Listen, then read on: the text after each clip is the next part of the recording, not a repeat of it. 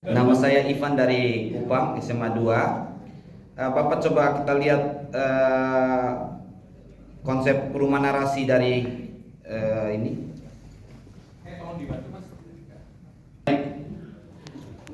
Kami punya PR satu lembar ini, Pak. Ya. Dan kami, saya juga pernah ikut membatik. Paling susah itu adalah mensinkronkan antara materi pembelajaran sama storyline itu. Kita coba yang ikut yang hari ini. Saya coba susun dari kelas, saya bahasa Inggris kelas 11. Materi kami, sekedar informasi, sekolah kami sekarang kan ada implementasi kurikulum merdeka. Harapan kami dari sekolah, ketika kami pulang, kami bisa mengimbaskan materi ini kepada teman-teman di sekolah sesuai dengan IKM yang kami pilih. Kami masih menggunakan mandiri belajar. Kami masih menggunakan kurikulum 2013 dengan mengadopsi beberapa prinsip dari kurikulum merdeka.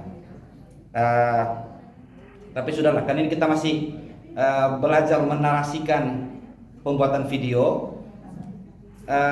Topik yang saya mengajar kelas 11, materi yang saya ambil topik itu adalah memberi saran dan tawaran dan responnya. Itu topiknya. Berarti harapan nanti saya akan menghasilkan offering. Iya, dan responnya. Harapannya akan dibuat video yang bersifat tadi deskriptif. Saya mau ambil yang deskriptif, menjelaskan saja. Untuk kelasnya kelas 11 IPA, IPS, bahasa. Tujuannya karena kita masih pakai kompetensi dasar yang lama, di kelas 11 nih, di fase E ya, E atau F ya. Itu F ya. Dia menganalisis fungsi sosial, struktur teks dan unsur kebahasaan pada ungkapan, memberi saran, tawaran serta responnya. Klop di situ. Nah, sekarang mau turun narasinya, Pak, karena narasinya ini kan kalau sesuai dengan implementasi kurikulum merdeka, 70% kami harus masuk dalam kelas intra, 20% itu alokasikan untuk hal-hal seperti ini.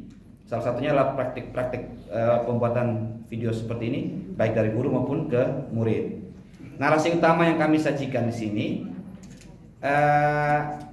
ini bahasa saya, Pak ya. Kalau salah mohon dikoreksi. Disajikan sebuah video yang berisi teks, lisan dan tulisan untuk memaparkan, menanyakan dan merespon. Jadi nanti turun ke narasi pendukung ada 3, memaparkan, menanyakan dan merespon.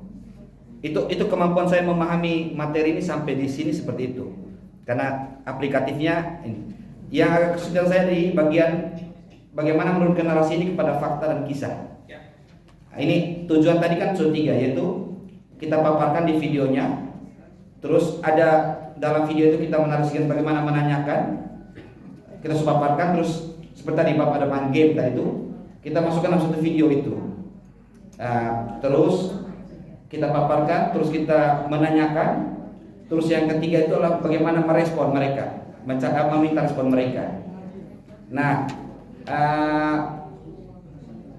kesulitan saya situ di bagian terakhir, faktanya apa yang kita perlu masukkan di fakta dan kisah, ya di bawahnya. Terus alokasi waktunya, Pak, timelinenya. Kita storyline sudah dapat, ini storyline sudah dapat, memaparkan, terus menanyakan, dan apa tadi itu, meresponnya itu. Sekarang pembagiannya itu, mana yang porsinya lebih besar? Kalau di struktur IKM tadi itu 70%-nya teori, 30%-nya praktik. Apa kita banyaknya di responnya, ataukah di bagian pemaparan teorinya untuk video ini? Kita masih masuk di rumah narasi. Terima kasih, Pak, saya kembalikan. Oke, terima kasih, Pak. Diterjemahkan dalam video adalah konsep untuk student bisa explaining, terus suggestion and also offering, gitu ya, Pak ya? Suggestion to offer, Pak. Tapi dalam 3 langkah, yaitu kita paparkan dulu teorinya, terus kita menanyakan dalam video tersebut, terus mengambil respon dari anak-anak. Ya. Oke. Bagaimana memandunya dalam rumah narasi sudah ada, tapi memandunya dalam pembagian storyline atau timeline-nya. Ya. Makasih. Baik, makasih, Pak.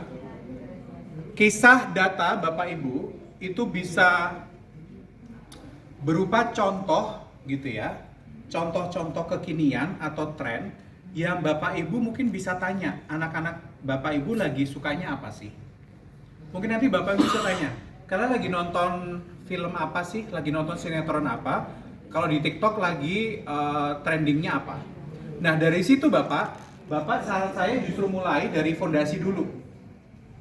Fondasi adalah cari potongan video atau kalau sekarang itu ada istilah namanya meme.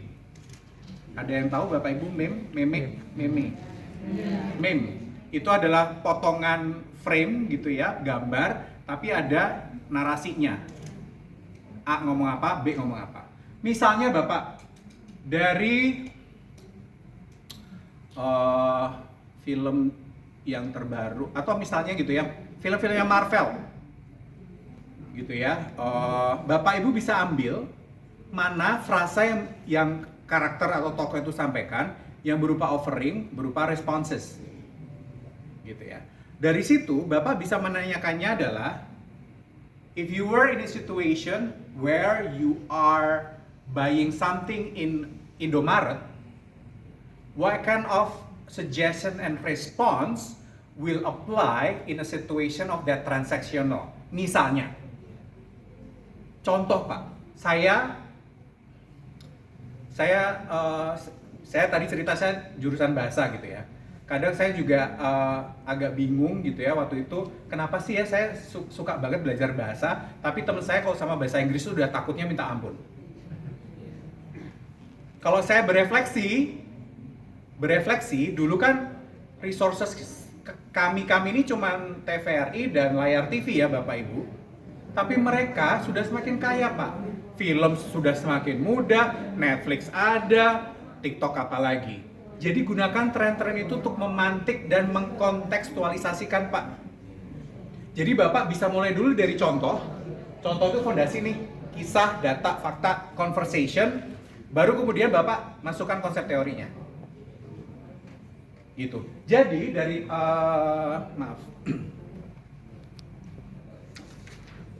ketika ini kan ke storyboard video, Bapak malah mulainya dari bawah dulu. Enggak apa-apa. Dari bawah baru ke narasi pendukung. Oke. Kenapa sih teman anak-anak saya kasih contoh ini? Karena kita lagi belajar mengenai tadi offering, responses segala macam, dan itu bagian dari struktur dalam bahasa Inggris adalah apa? Misalnya kayak gitu. Mungkin itu Pak sedikit ide menjawab atau mungkin apa namanya tambahan Pak, susun video, karena kalau berdasarkan kompetensi sudah dipetakan dulu, harus dipaparkan, ditanyakan, baru merespon. Tapi kan kita sekarang kan sudah ada namanya asesmen diagnostik tadi itu. Kita mesti cek kemauan anak, kemampuan, sikap belajar.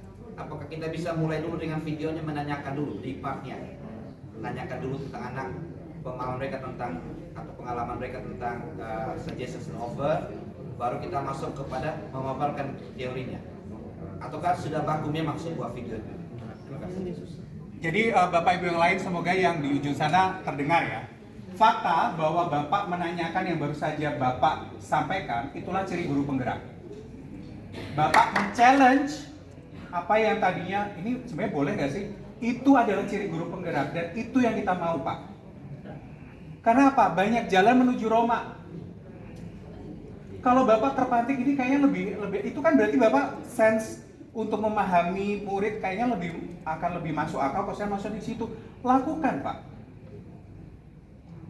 Ingat ya Pak, Bapak Ibu, sebaku-bakunya pandu